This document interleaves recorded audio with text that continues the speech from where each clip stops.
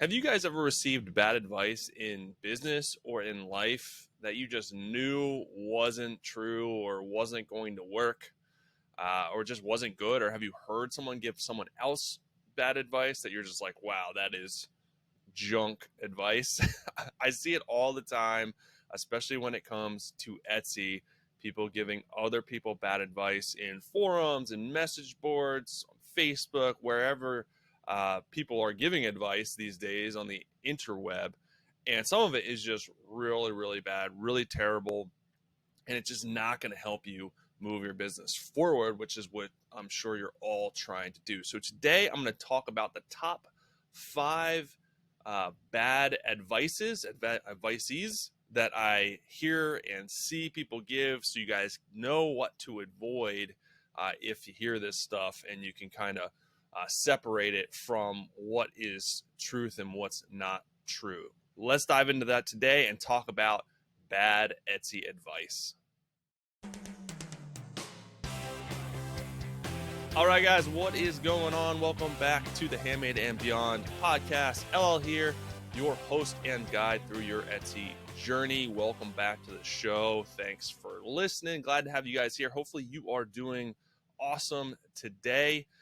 So now that I'm done making up words that probably don't exist, advices, I'm going to dive into some of the worst advice that I've seen and heard or found online or wherever to help you guys out so that you know not to do this stuff, because what this bad advice turns into is just big mistakes if you implement bad advice. So there is no short of quote unquote experts out there, quote unquote people talking out of their butt and giving advice that they should not be giving.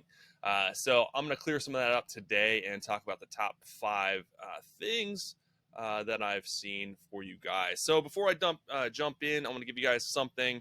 A lot of this advice kind of stems at best practices that you should be implementing in your Etsy shop. So I want to give you a free Etsy listing checklist so that you can get the right best practices, the right advice for setting up your Etsy listings. If you're new to Etsy or just getting started, or even if you've been doing this for a few months, a little while, it's always good to kind of recalibrate and just make sure that you're doing stuff the right way. So you guys can get that listing checklist at handmadeandbeyond.com // Etsy listing checklist. I'm having problems talking today for some reason. I don't know what's going on. Making up words. I'm having problems talking. I don't know what's going on, but we're going to push through. It's just one of those days. So let's talk about some bad advice. We'll dive in here so you guys know what to avoid. Some of this you may have heard, maybe you haven't heard of it, maybe you haven't thought about it, but I'm going to talk about it anyways. So the first one, and this is kind of something that you see everywhere, is you can make money fast, whether it's get rich quick or starting a business with Etsy or selling online or pyramid scheme or multi MLM scheme, whatever the case may be. If someone tells you to do it or you can do it and make money fast, that should be a red flag, because that's not the norm. I'm sorry to say, we're in a instant gratification society. We want to make money fast. We want fast results. We want to lose that 20 pounds in a week. We want to learn something in a day. We want to do things fast. And social media or wherever you're looking at stuff kind of gives you the wrong impression on how quick stuff can happen. So it's not true most of the time. 99% of the time, you're not going to make money fast. So if you're getting into business with the expectation that you're going to make money and you're using money that you don't have to do it, chances are you're not going to succeed, and it's just going to create more stress. It's going to create more frustration, and you're going to continue down the same path that you were already continuing down. So don't do it for the get rich quick. Do it for building your own business, building a legacy, building something that you can be proud of. That's going to take time. It's going to take time. It's going to lay the foundation. You can't start living in your house right away. It has to be built first. Same thing with business. You can't start making money right away. You have to build the business first. That's why it's always a good idea to start building it on the side, start chipping away at it, and just understand that it's going to take time. Have the right mindset, have that expectation, because that'll alleviate frustration at the end of the day. If you're not making money for months, sometimes years it takes. It just doesn't happen that fast. If you're expecting to make a lot of money fast, you're going to get burnout, you're going to get frustrated, and you're going to end up quitting, which unfortunately a lot of sellers do, just because they don't have the right expectation going in. I see people on message boards and forums saying that they're going to have to shut down their shop in a month or before the next payment cycle because of the Etsy fees. They're going to have to shut down their shop because they can't pay the Etsy fees that are 20 cents a listing, or seller fees that come out when you sell something. I mean, that is just not a good place to be in. Something is wrong there. So you have to have the right expectations. You got to at least have a little bit of money. You don't have to have a lot, but that should play into how you're setting your business up, what niche you're going into. Don't put yourself in that situation. That's just not good. So that is the first bad advice, and a little pep talk kind of mixed in with it. A little bad advice, pep talk milkshake for you guys. So the next one is a good jumping off point with what I just was talking about. And that's, you should quit your job to put all of your energy and focus into your new business venture, and you'll be successful faster. That's probably the single worst piece of advice that you could follow. Reason being is kind of what I just talked about. Starting a business is slow. You got to push the boulder up the hill. You got to build the foundation, the walls, the roof before you can live in the house. If you're not making any money, it doesn't matter how much time you're putting into your business. It still takes time to make money, to build your business. Again, it can't happen overnight. So if you're not working and you're not making any money in your new business venture, that is not sustainable. It's not going to last very long. You're going to put yourself into a lot of debt. You're going to create a lot of stress. You're going to create a bad situation for yourself. And eventually you're going to have to go back to work anyways. I always recommend doing it like I did, which is starting your business on the side while you're working. Whether you're working part-time, full-time, whatever the case may be, you can allot some of those funds to your business as an investment to alleviate some stress, and you can build your business slowly on the side. It creates a lot less stress, a lot less anxiety and frustration, because you still have your number one job, your number one income source to fall back on at the end of the day. And it may take you time to build your business. Like I said, it's probably going to. I did this for 3 years. I built my business 3 years on the side before I ever even thought about walking away to do Etsy full time, which I ultimately did. But it was a lot of preparation. It was a lot of time building my business on the side. Working on breaks, working on lunches, working before work, after work. A lot of sacrifices have to be made in order to grow your business to make it work. If you're not willing to do that, it may not be the best thing for you to do at the end of the day, but at least do it the smart way. Continue making your number one source of income before you decide to step away and do things full time. Make sure you're building your business up, getting it to a level where it's comfortable before you step away. Maybe you step away a little bit early if your business is starting to take off. But that's up to you as far as how you want to do it. Just make sure you're preparing and doing it the smart way so that you're not stressed out, freaking out, not making any money. The next one I got for you, number 3, is undercut the competition with price. All right, so this is just a race to the bottom. You try to come in and lowball. First of all, you're setting the expectation, the perception that your product is junk because the price is super low. Like when you go into the dollar store, your expectation is that you're not going to get high quality stuff. Your expectation is you're going to get probably low quality stuff super cheap. So it's stuff that you're not going to plan on keeping forever. Maybe you need stuff for a party. Maybe you need plates. maybe you need a spatula, whatever the case may be, but it's not like great quality stuff, but you know that you can get it super cheap. You're not spending a lot on it, and then it's basically throwaway type stuff. Same thing works with Etsy, especially. People expect higher quality stuff. People don't expect necessarily to find the cheapest item. They go to Amazon to find the cheapest item. They're going to Etsy to find high quality handmade stuff, or stuff that's manufactured through a third party that's decent quality. So pricing really sets the tone with the quality of the items. Sure, there are people always going to be trying to undercut the competition, and will they snag a piece of the market?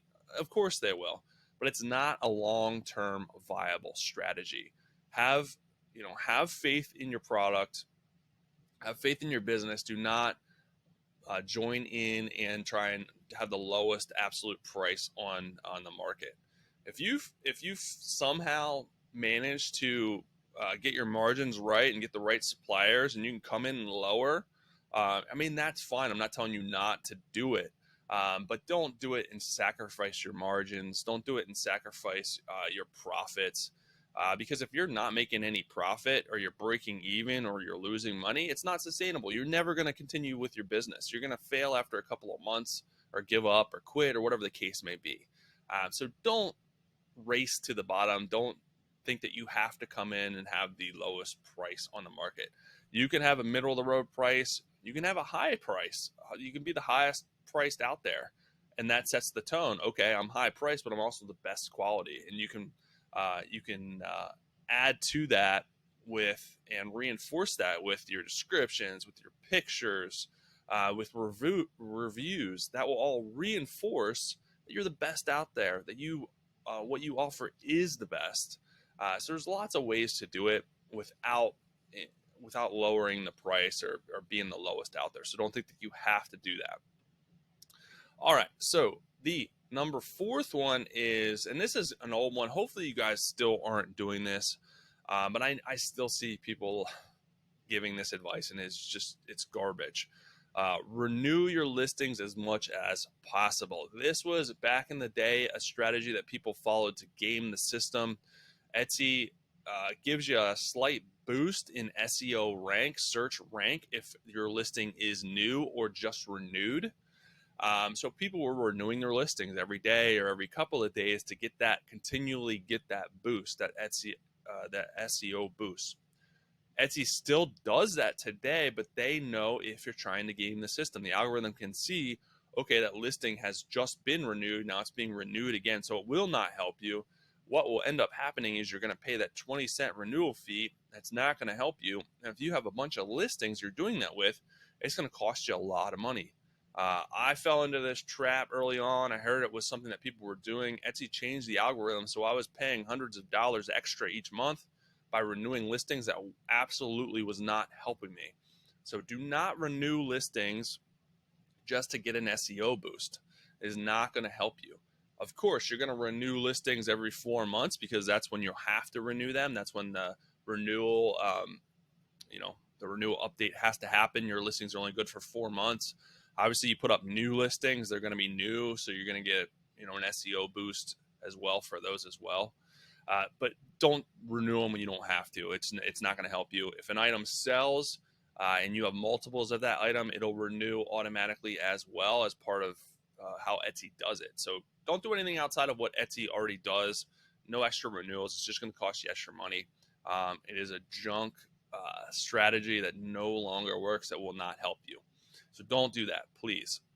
The last one I have for you guys is open your Etsy shop and sell whatever. Just throw stuff out there. You see this a lot of time with POD shops. Not to knock on POD. There's a lot of POD shops that are very successful. Print on demand is what I mean by POD, if you guys aren't familiar. But you also see a lot of garbage POD shops that open and just sell whatever. They don't have a strategy. They don't have a plan. They don't have a vision. They certainly don't have a brand. They just sell T-shirts, mugs. They steal all the most popular sayings out there. They jump on the bandwagon. They sell, stuff that they have no interest in. So don't do that. If you're gonna start a business, don't just do it because of the money. Of course, money is going to be part of it, but you have to be invested in it in another way. You have to have interest in the subject matter, in the vision, in the brand that you are creating, that you're bringing to the world. If you have no interest in it, and if you're just doing it and throwing stuff out there, it's not going to be sustainable for you. First of all, it's not going to work. Um, and second of all, you're just going to lose interest because you're not interested in it. You're just doing it to do it. So don't do that. Make sure you sit down, write out your brand, your vision. Everything should be cohesive. Everything should make sense. The things should be related. Your products, your subject matter. You should have a niche. You shouldn't be super broad. That's another thing with this. People just try to target everyone: babies, mothers, dads, grandparents, athletes. If you're trying to target everyone, you're going to target nobody. You got to niche down. You got to have a specific focus. It doesn't mean you can't branch out later. I've done that. A lot of people do that, but you got to start with a specific focus, a specific niche, in order to be able to grow your business a lot faster and for it to be able to get traction and take off. So don't make that mistake. Make sure you have a niche. Make sure you have a vision, a plan, and of course, a brand that all ties together. So that is my suggestion for you. And I see a lot of people fall into that trap and make that mistake. And that leads me to, I have a bonus one for you too that I just thought of that I'm going to kind of touch on. And it's kind of falls into that selling whatever thing is selling trademark stuff. All right. So don't sell trademark stuff. You see people say you could sell something that's trademarked if you change it a little bit. You change the colors. You don't use the trademark terms.